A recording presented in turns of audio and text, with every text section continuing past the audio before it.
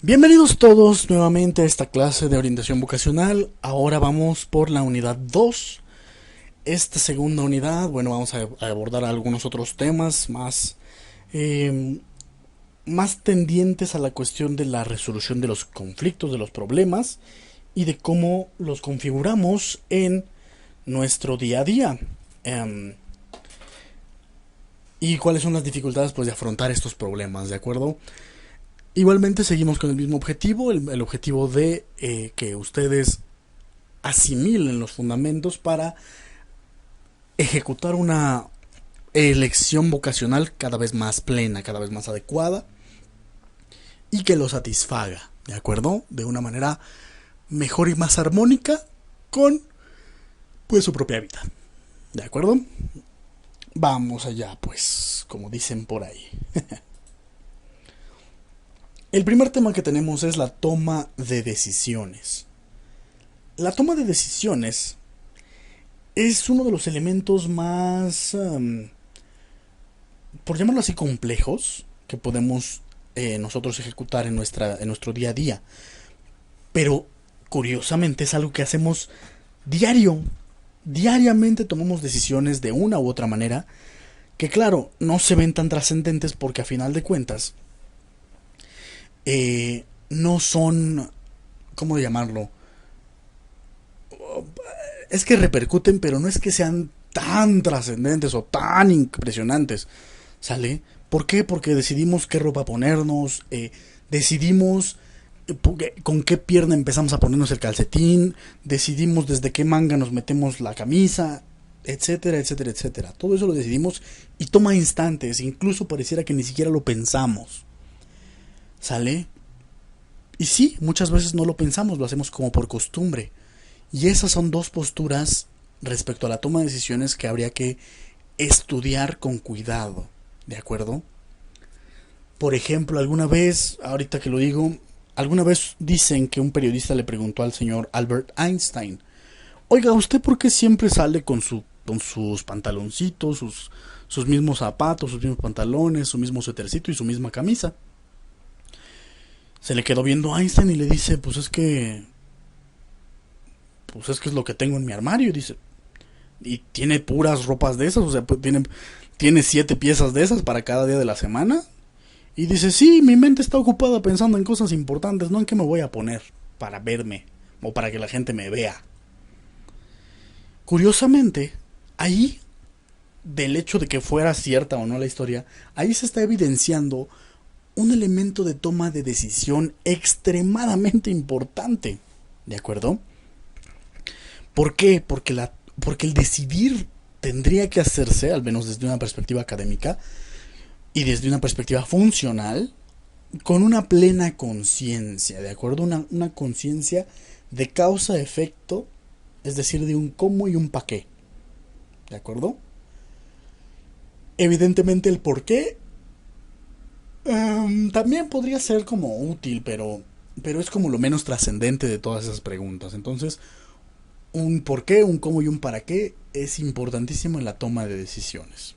Ahora bien, aterricemos los conceptos que deben ser, ¿no? Dice aquí: una decisión es una resolución o determinación que se toma respecto a algo, ¿sí? Se conoce como toma de decisiones al proceso que consiste en realizar una elección entre diversas alternativas. Bien, vuelvo al ejemplo cotidiano.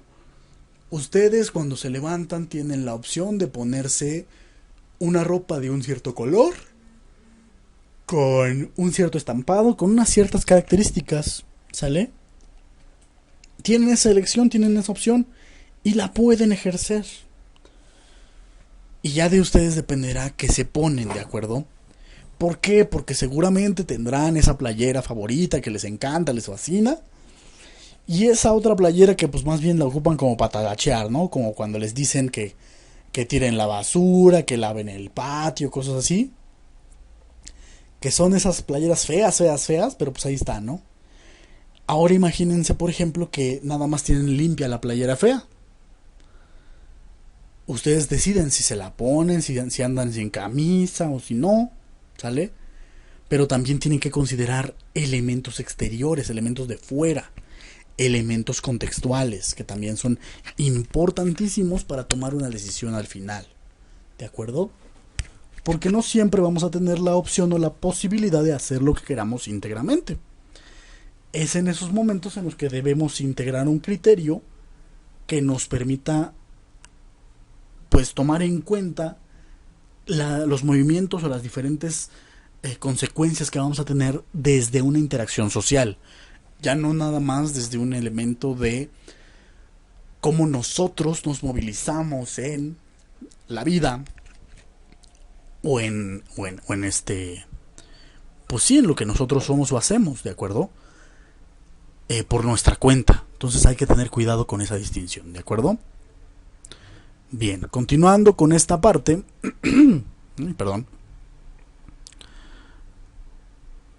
dice así: a la hora de tomar una decisión, entran en juego diversos factores.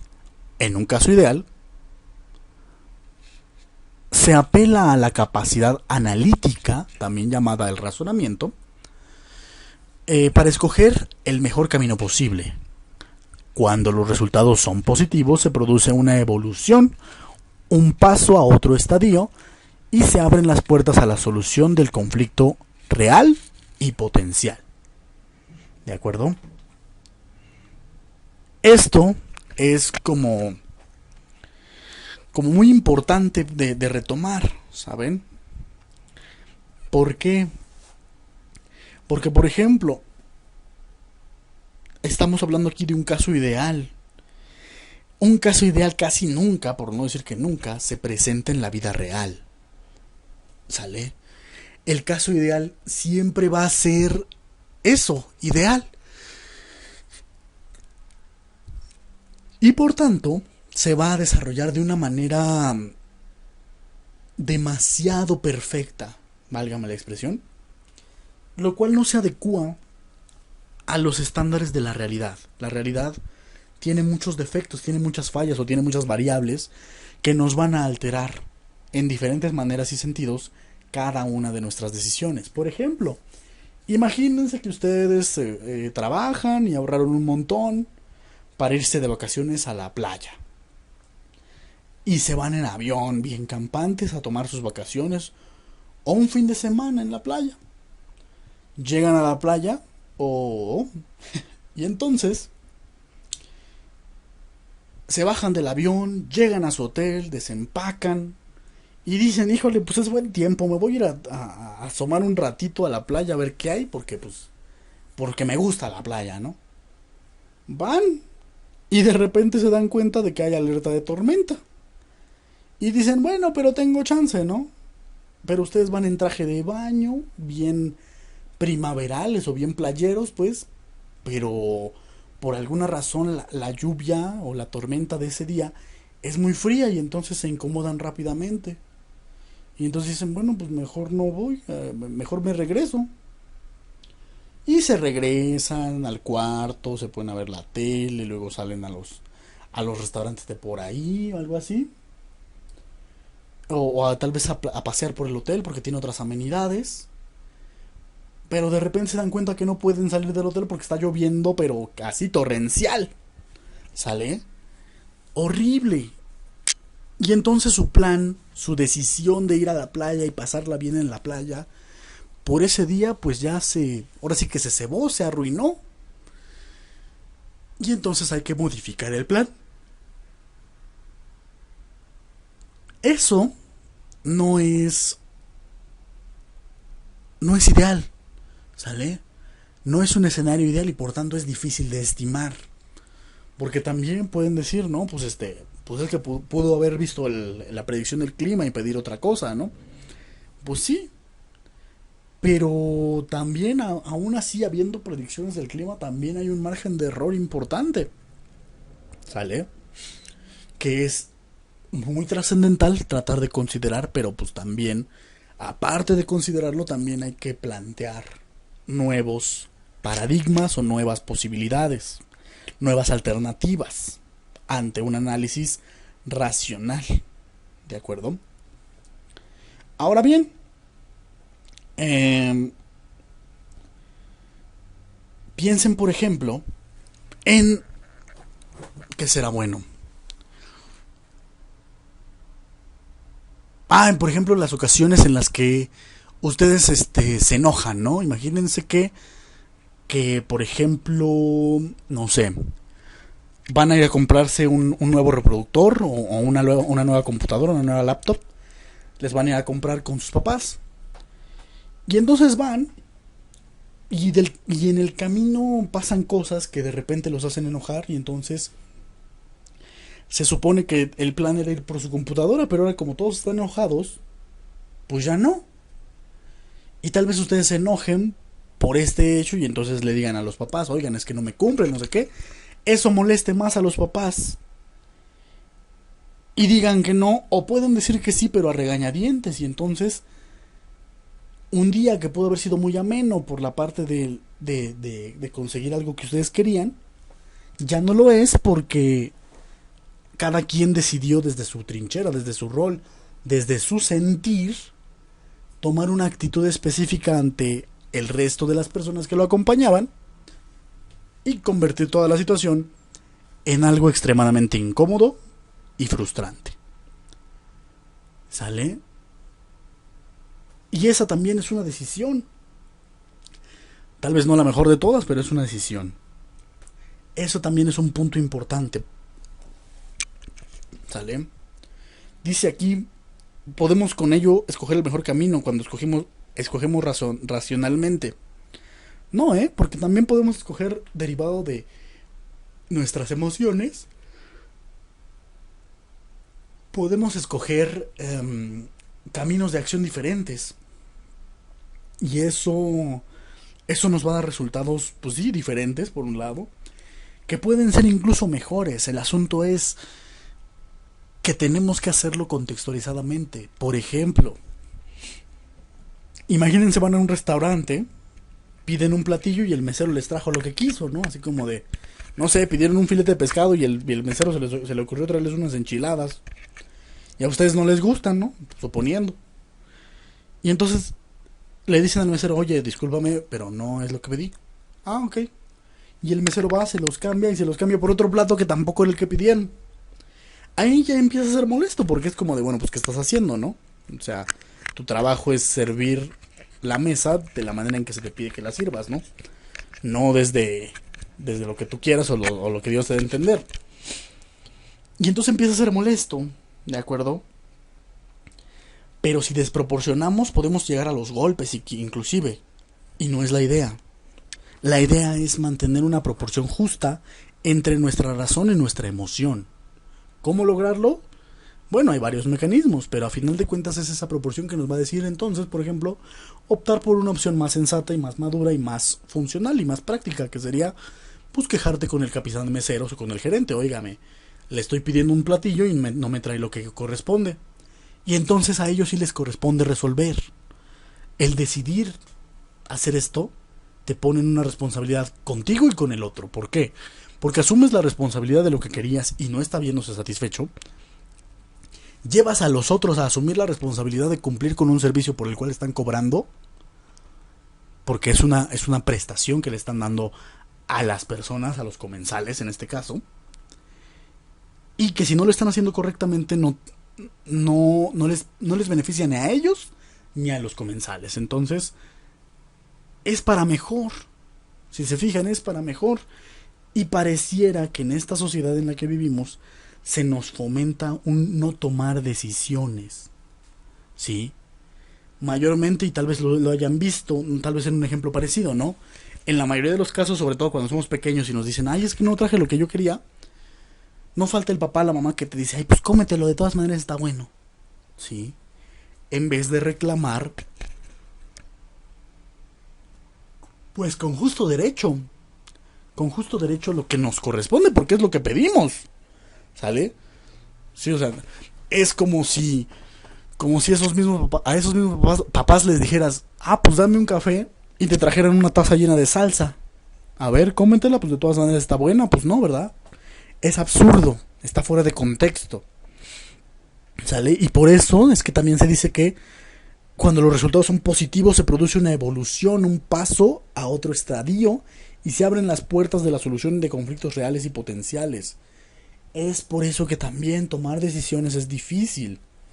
Dice por ahí una frase en el existencialismo: decidir es renunciar. Y es muy cierto, cuando decides una cosa, renuncias a otra, que mayormente puede interpretarse o observarse como opuesta. ¿De acuerdo? Entonces esto lo vuelve complejo. ¿Vale? Aquí, si se fijan, tengo este pequeño esquema que dice toma decisiones y podemos decir definir el problema, analizar el problema, evaluar las alternativas, elegir las alternativas y aplicar la decisión. Es como un esquema un poco burdo, pero pues a grandes rasgos lo que implica tomar una decisión. ¿Sale? Bien, continuemos con esta parte. Ah, caray, se me trabó un momento, permítanme. Ahí está. Qué bien. Tipos de problemas. Tenemos varias maneras, varias concepciones de cómo conceptualizar el conflicto, ¿sale? De cómo estudiarlo didácticamente para poder llegar a la mejor solución posible o al desglose del mismo conflicto, para poder emitir una decisión, ¿sale? A mí me gusta, por ejemplo, retomar esta estructura que les muestro aquí en esta diapositiva, porque a final de cuentas ahorita van a ver cómo la manejo yo, ¿sale? Entendamos que tenemos, según esta estructura, problemas convergentes, estructurales o lógicos. Es decir, se presentan problemas en los que tenemos situaciones que son tan afines que parecen una sola y entonces nos cuesta diferenciarlas. Eso es convergencia. Estructurales, mayormente está relacionado con las instituciones, ¿sale? O con cómo concebimos la dinámica o mecánica de cómo deben ser las cosas, ¿sale? Por ejemplo, cuando van a hacer un trámite a una institución de gobierno, o es más, cuando van a sacar su RFC, por ejemplo, les piden un montón de papeles, les piden copias, comprobantes y demás, y ustedes pueden tenerlas, pero también esa es como la parte básica, porque aparte les van a pedir que generen folios, que generen documentaciones, que tomen turnos, que esperen, que hagan muchas cosas, y pueden ser problemas estructurales. Incluso un problema estructural también puede tener que ver con la infraestructura de un lugar. Por ejemplo, la simple pregunta: ¿cómo llego al centro? ¿Sí? No como lo que preguntan los vendedores estos ambulantes que carismáticos de: oye, ¿te puedo hacer una pregunta? ¿Cómo llego al centro? ¿De tu corazón? No, eso no, por favor. Sino, ¿cómo llego al centro de la Ciudad de México? Pues hay muchas maneras de llegar. Está el metro, está el metrobús, está el trolebús, está a pata, está en taxi, en carro particular, en combi, en camión, en pecero, en perro, en burro. Sale muchos estructurales. Y derivado de eso podemos tener otros problemas estructurales, como por ejemplo son: ¿cuánto me va a tomar? ¿Cuánto voy a tardar? ¿Sale? Y finalmente los lógicos o de razonamiento. Curiosamente, los problemas lógicos o de razonamiento tienen que ver con cómo pensamos o cómo se desarrolla o cómo creemos que se desarrolla la situación. ¿Sale? Un ejemplo de esto es cuando, por ejemplo, decimos, no sé, estamos organizando cosas y de repente encontramos que hay cosas muy pesadas, entonces decimos, bueno, pues las voy a poner abajo y las voy a ir apilando, cosas más ligeras cada vez hacia arriba, para que no se vayan a romper o maltratar. Pero, oh sorpresa, nos damos cuenta que las pesadas ya están viejas y entonces se pueden romper de todas maneras. Y entonces la lógica nos dicta eso, ¿no? Que puede pasar. O incluso, esto también de la lógica lo podemos relacionar con la parte dialéctica. ¿Sale? Por ejemplo, a nivel social, se sobreentiende o se entiende desde el modelo clásico que la mujer, por ejemplo, es ama de casa. Ese modelo dialéctico asume que la mujer no puede y no debe y no va a asumir ningún otro rol que no sea el de ama de casa. Y viene un problema cuando se desafía esa lógica, porque es como de, ah caray, ¿por qué quieres estudiar o por qué quieres trabajar si ya eres ama de casa? ¿Sale? Pudiera parecer lógico. Es un sofisma que, no, que en realidad no es lógico, pero parece lógico. Y es un problema. ¿De acuerdo? Un problema lógico hasta cierto punto, porque tiene la lógica de una locución parcial. ¿De acuerdo? Siguiente tipo de problema, divergente. El problema divergente tiene una cuestión bien particular y bien interesante, chavos. Es un problema que pareciera que la solución nos va a llevar a la separación de algo. ¿De acuerdo? Por ejemplo, o es cuando tenemos un escenario que llamamos mutuamente excluyente en matemáticas. Es decir, que si pasa una cosa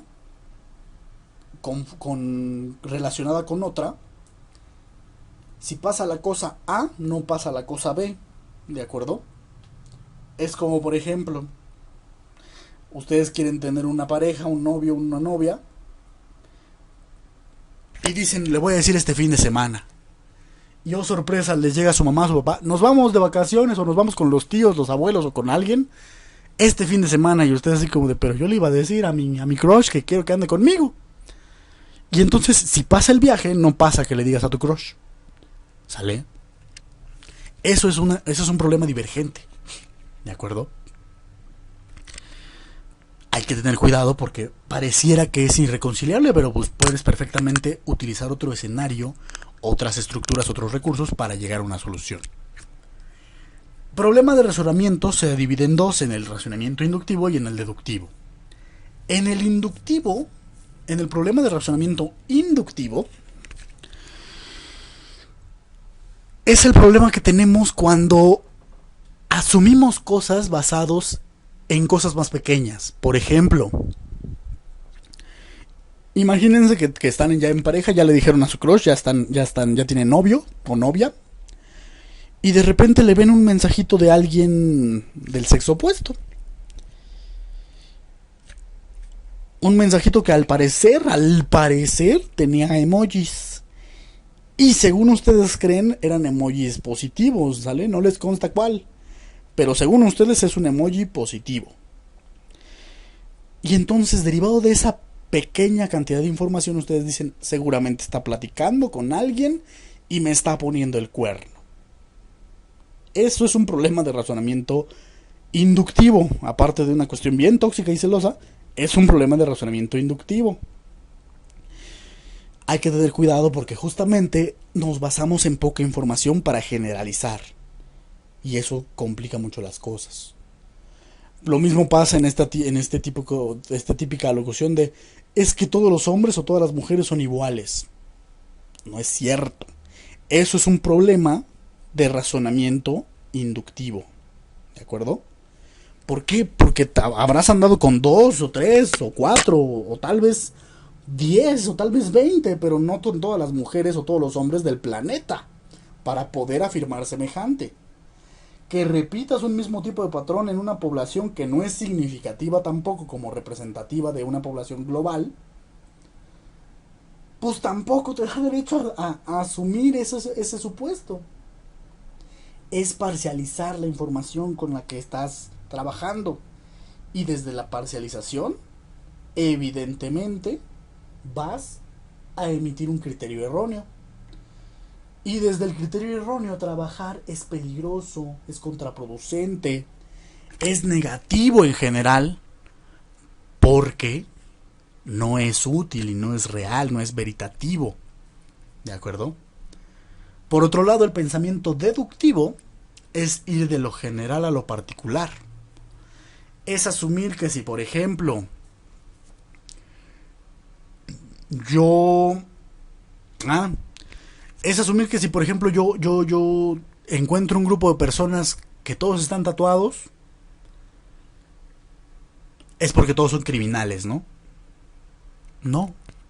Esa es una sobregeneralización que justamente me lleva a deducirlo porque creo, desde mi contexto, desde mi experiencia, que las personas tatuadas son delincuentes. Y no, no necesariamente es cierto. ¿De acuerdo? Eso curiosamente corresponde a algo que llamamos sesgos cognitivos, que ya lo veremos más adelante. ¿De acuerdo? Está el problema de dificultad. Tenemos una dificultad en sí misma, ¿sale? Por ejemplo, no sé, se hizo un socavón y se me fue mi, no sé, mi mochila al hoyo. ¿De acuerdo? Es difícil agarrar mi mochila porque pues corre el riesgo de que si me recargo en el socavón se haga más grande y me traiga a mí también. ¿Sale? Me pondría en riesgo, es una dificultad. Pero es una dificultad circunstancial. Tenemos un problema por analogía, un problema que podemos resolver aplicando el razonamiento de otra circunstancia parecida o que requirió elementos parecidos para su solución. Por ejemplo, no sé. Ah, piensen en la historia del rey David, por ejemplo. Él derrotó a Goliat, el gigante del ejército enemigo, mediante una onda, ¿no? Le aventó un piedrazo en la cabeza y lo descalabró y pues lo mató. ¿De acuerdo?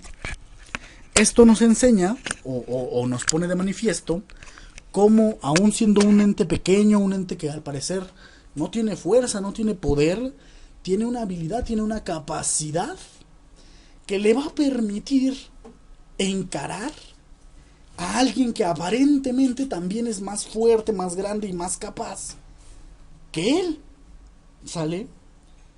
Esto es un problema por analogía, porque nos hace saber que no necesariamente tenemos que combatir al otro en sus mismos términos, sino aplicando nuestras propias herramientas, nuestras propias ventajas, ¿de acuerdo? Y llegar a ese punto también es complejo, porque la analogía requiere un entendimiento profundo de metáfora, un entendimiento profundo de símbolos y un entendimiento profundo de la circunstancia esencial. ¿Sale? ¿Quién habría pensado que, por ejemplo, la historia de David y Goliat puede convertirse en un ejemplo de cómo trabajar aprovechando o explotando al máximo los talentos que tenemos, aun a pesar que puedan parecer inferiores a los de alguien más? ¿De acuerdo? Siguiente, tenemos un problema de conflicto, que básicamente para mí siempre me ha parecido como un pleonasmo, esto de decir problema de conflicto. ¿Por qué? Porque es un problema que vamos a solucionar con otro conflicto o con la aparición de un conflicto. ¿Sale? Por ejemplo, ¿qué será bueno? El ajedrez. El ajedrez es podemos tener ahí ejemplos de problema de conflicto. Porque, por ejemplo,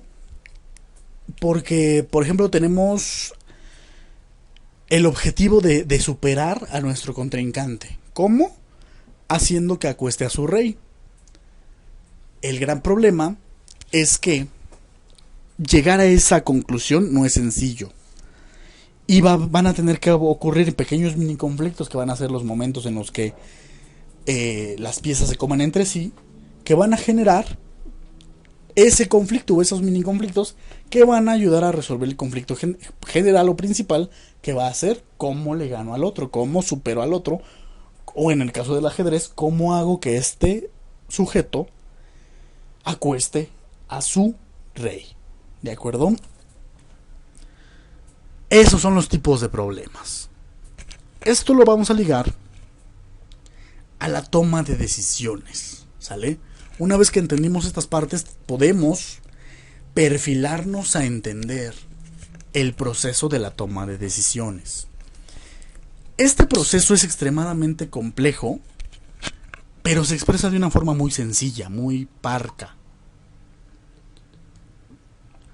Vamos empezando primero con que la toma de decisiones es un proceso que atraviesan las personas cuando deben elegir entre distintas opciones. ¿Sale? Esta toma de decisiones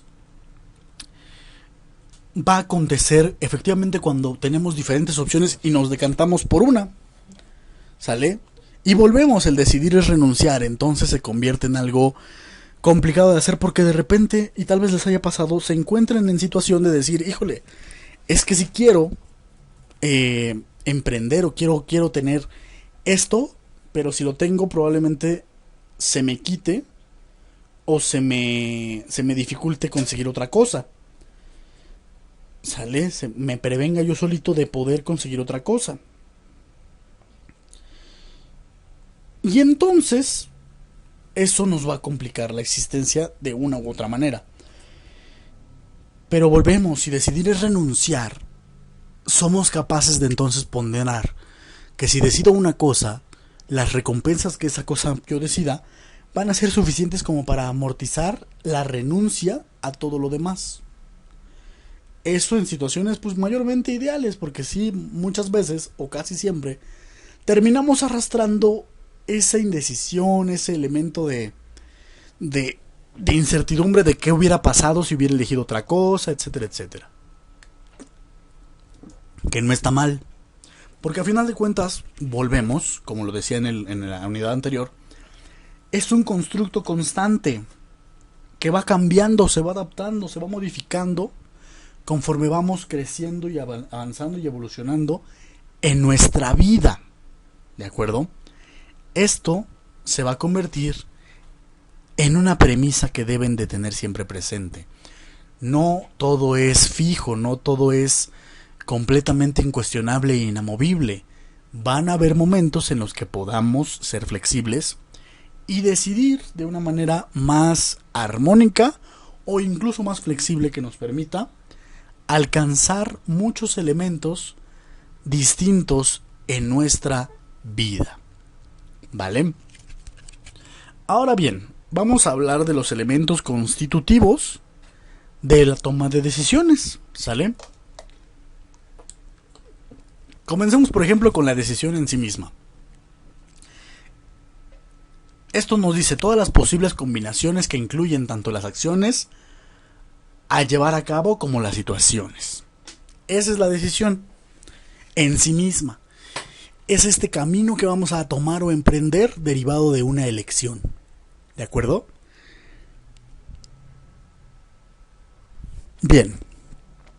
Luego está el resultado. Dice hipotéticas situaciones que tendrían lugar si se toma una u otra opción de las decisiones antes señaladas. ¿Sale? Aquí podemos hablar de lo que es causa y consecuencia. ¿Sale? ¿Por qué? Porque si lo vemos desde un punto de vista altamente pragmático, todo es un elemento causal y contextual que va a tener consecuencias específicas o particulares derivado de justamente la causa o las causas que lo precipitan. ¿Sale? Y eso es lo que llamamos el resultado. Luego está la consecuencia en sí misma, que es una evaluación basada en la subjetividad por ejemplo, la ganancia o pérdida. La consecuencia existe por sí misma, esencialmente, pero es más evidente para nuestra percepción cuando nos pone de manifiesto los efectos que va a producir en nosotros. ¿De acuerdo? Sí, y sobre todo, pues cuando hablamos justamente de ganancias o pérdidas. Eso es lo que genera la consecuencia. La noción de que ganamos o perdimos. En general. Tendrá otros matices y claro, pero en general son esas dos. La incertidumbre. La incertidumbre es un elemento muy bonito aquí. Porque dice aquí juega un papel fundamental tanto la probabilidad como la confianza y posibilidad frente a lo desconocido, sobre todo cuando no se tiene experiencia en algún problema en particular. Nosotros no lo sabemos todo, ¿de acuerdo? Y particularmente en la orientación vocacional es muy difícil determinar qué queremos para nuestra vida, sobre todo si somos jóvenes. Porque para nuestra vida queremos estar felices, queremos estar contentos. Y ya, no mucho más. Pero el punto es, ¿qué hacemos con esto, no? ¿Qué es lo que vamos a ejecutar a partir de estas elecciones y de estas consecuencias y de estos resultados. ¿Sale? Pero no siempre lo vamos a saber, no siempre lo vamos a poder ajustar a ningún criterio o a ningún elemento que nos sea familiar o afín. Vamos a tener muchas incertidumbres o mucha falta de certeza sobre todo. Y en ese sentido es que tenemos que aprender a lidiar con ello. La incertidumbre es inherente a toda decisión, sea por la decisión misma o sea por las consecuencias de esa decisión. Ahora sí que es la idea de pensar, creo que me equivoqué, y no saberlo. O la idea de qué pasaría si hubiera escogido otra cosa, y no saberlo. También ahí está la incertidumbre. Están las preferencias, que es la tendencia a tomar una alternativa u otra, y se ve condicionado por la experiencia de una u otra manera. Aguas ahí. ¿Por qué? Porque las preferencias nos van a sesgar cognitivamente. Aquí empiezan también los sesgos cognitivos. Las preferencias, chavos, chavas, es esto a lo que nosotros estamos más dispuestos a decir que sí o a optar por. Por ejemplo, si yo a un regiomontano le digo, oye, te invito a un restaurante,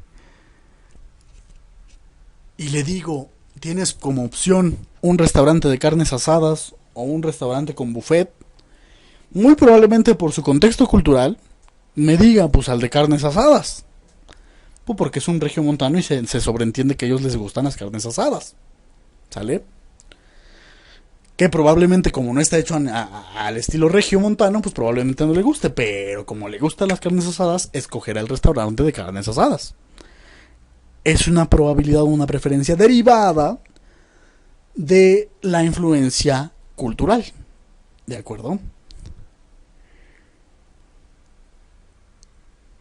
Ahora bien, tenemos la toma de decisiones en sí mismo, que es la acción de decidir, y los juicios, que es la valoración o evaluación que le damos nosotros y los que nos rodean. Por ejemplo, chavos, imagínense que ustedes cortan con su pareja, con su crush, con quien quieran, pero ya no andan, ¿no? Tienen una relación de pareja, ya no andan. Se la pasan tristeando unos cuantos meses y de repente regresa esta persona y les dice, quiero volver contigo.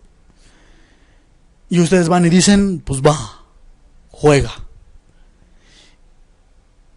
Y eventualmente evaluarán esa acción como buena o mala. Pero también lo harán sus amistades, las personas que ustedes conocen. Les van a decir si esto que hicieron fue bueno o malo, lo van a valorar en medida de lo que ellos conocen, saben de ustedes y les es trascendente o importante. ¿De acuerdo? Hay que tener cuidado con este elemento de evaluación porque muchas veces optamos por centrarnos en la evaluación de los otros sobre lo que nosotros hacemos. Y eso nos va a llevar a escenarios que hagan que nos vivamos insatisfechos con algo que supuestamente nos hace felices, con algo que supuestamente nos mantiene calmados o nos mantiene satisfechos. Y entonces se vuelve bien complicado vivir así y tomar decisiones así, porque curiosamente estamos cargando la responsabilidad a un tercero. ¿De acuerdo? Y cargar la responsabilidad a un tercero es como decir, vive mi vida por mí. Pues no se puede. No es funcional, no es sano y no es útil. Hay que entender que las decisiones y la vida son propias o deben ser propias. Porque también llega a pasar que cuando les decimos a estas personas por las que decidimos algo, que fue por esas personas, dicen, no, fue porque tú quisiste. Y es cierto, es muy cierto. Pero el punto es que la referencia del motivo, el por qué quisimos lo que quisimos, está terciado, está fuera de nosotros, en vez de concentrarnos en lo que está dentro de nosotros o adquirir un balance entre lo que está dentro y lo que está fuera de nosotros. ¿De acuerdo? Venga, seguimos, chavos. Ahora sí, la indecisión como tal. Dice aquí, la indecisión es la falta de determinación ante una situación vivida como conflictiva, que nos impide tomar una decisión.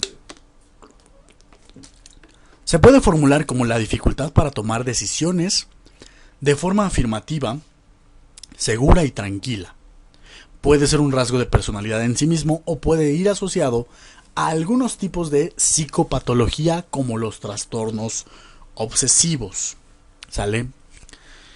Y bueno, la indecisión en sí misma nos va a dar perspectiva de aquello que nos es importante, sí, claro, pero también nos va a dar un elemento de cómo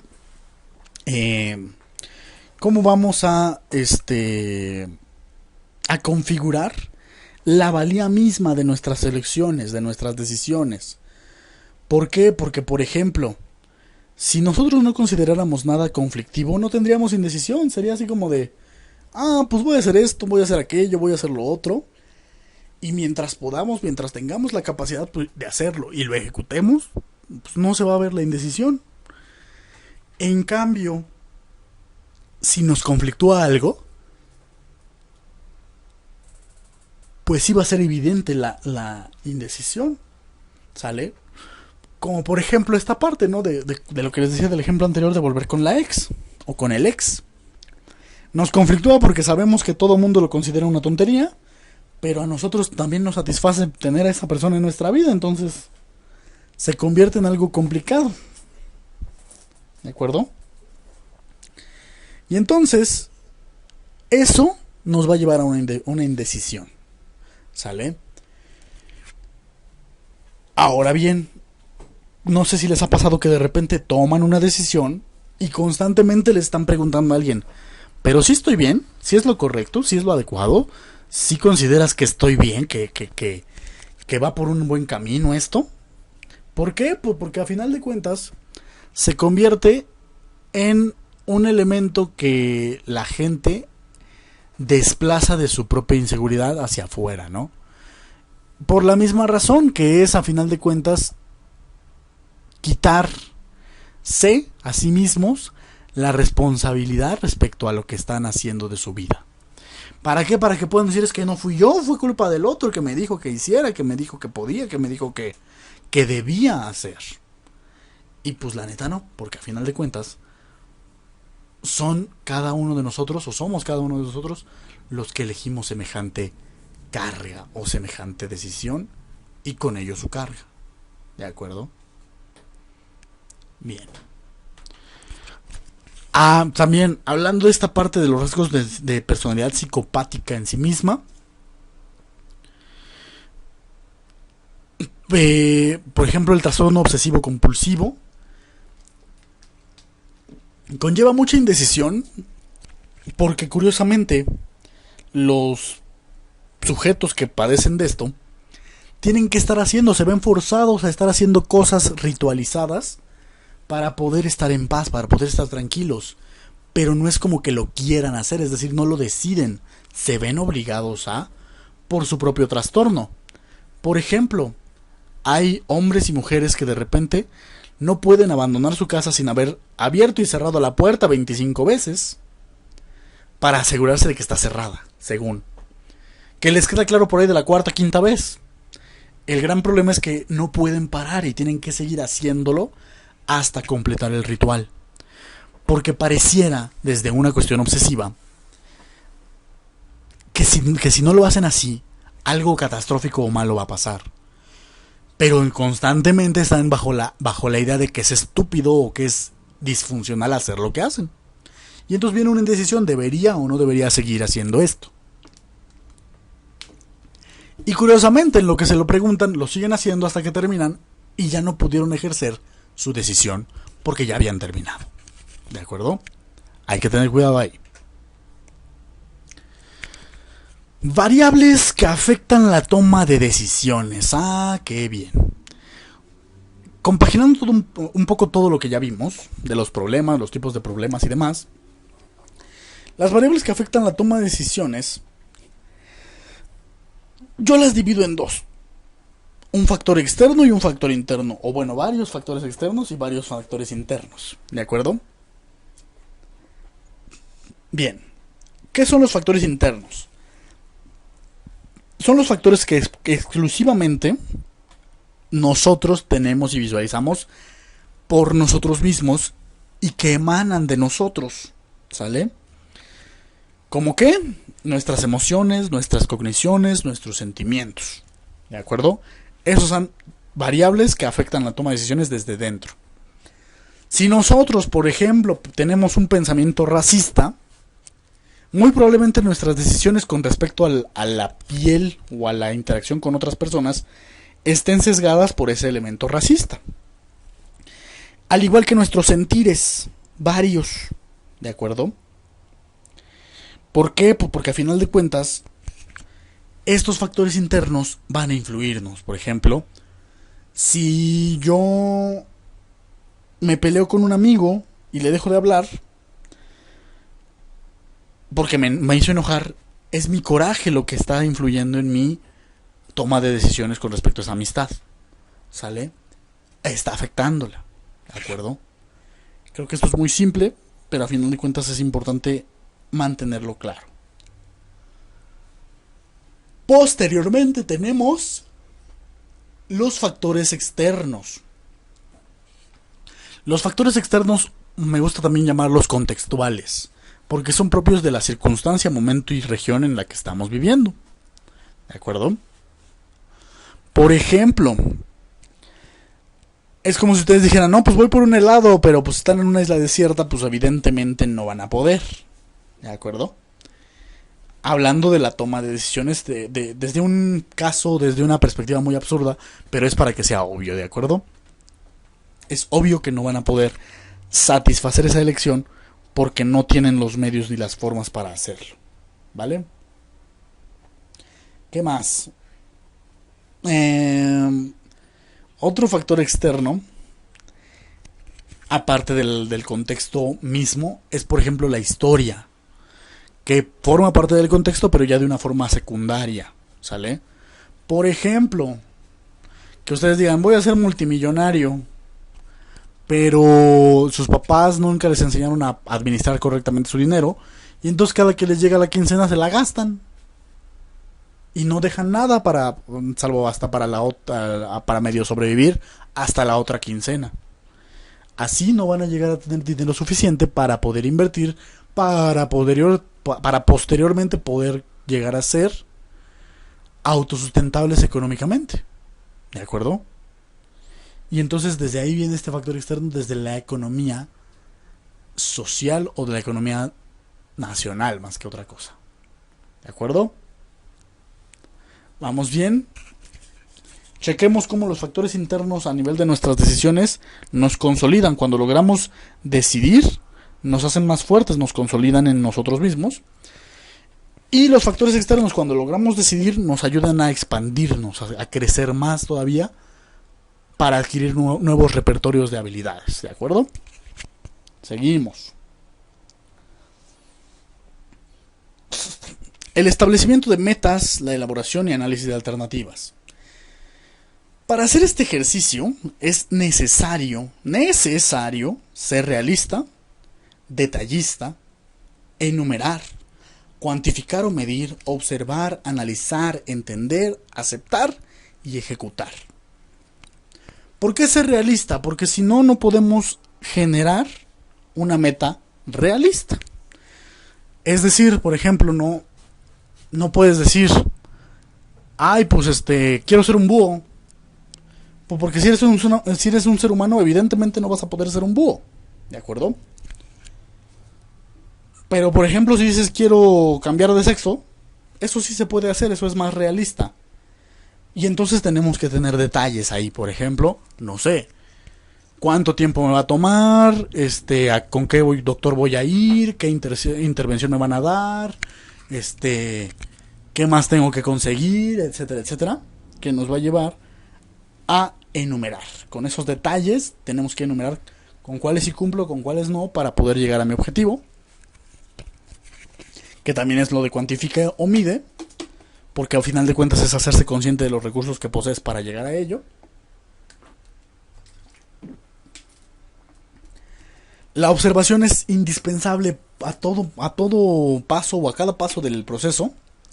Porque si no estás observando, no vas a saber en dónde te equivocaste, si es que te equivocaste, o cómo fomentar los aciertos que sí tuviste. ¿De acuerdo? Luego, analiza, dice.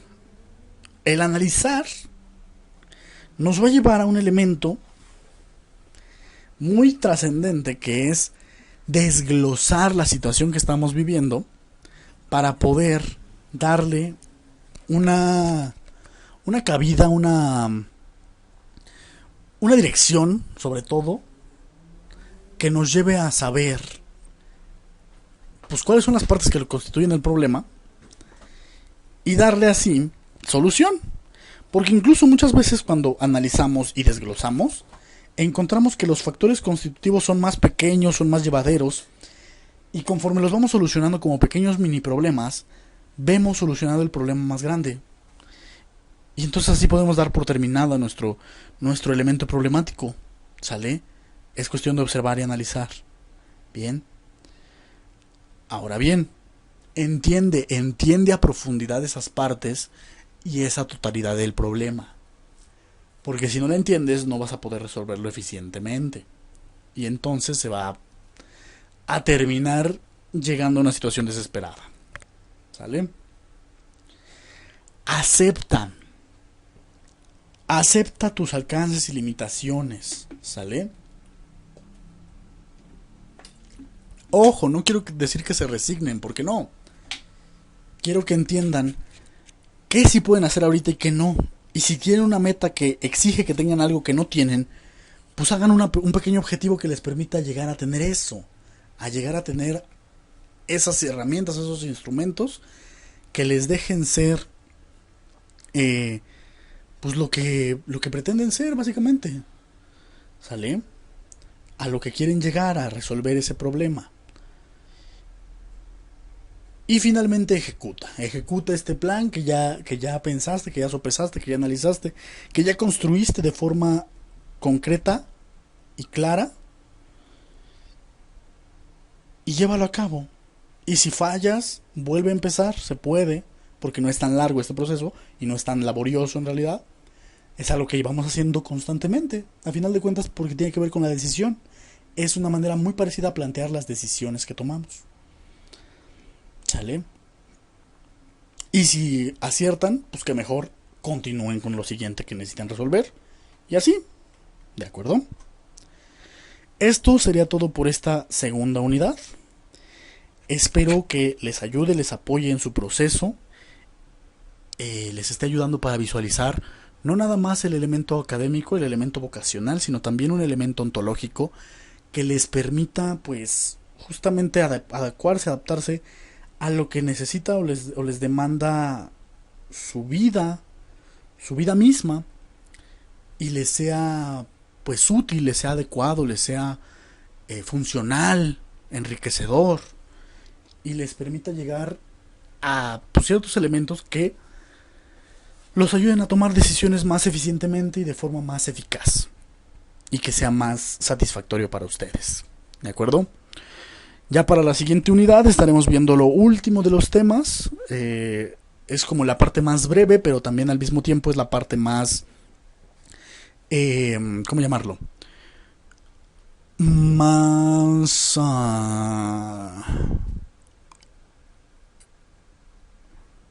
¿cómo será bueno llamarlo? Más exploratoria para su proceso.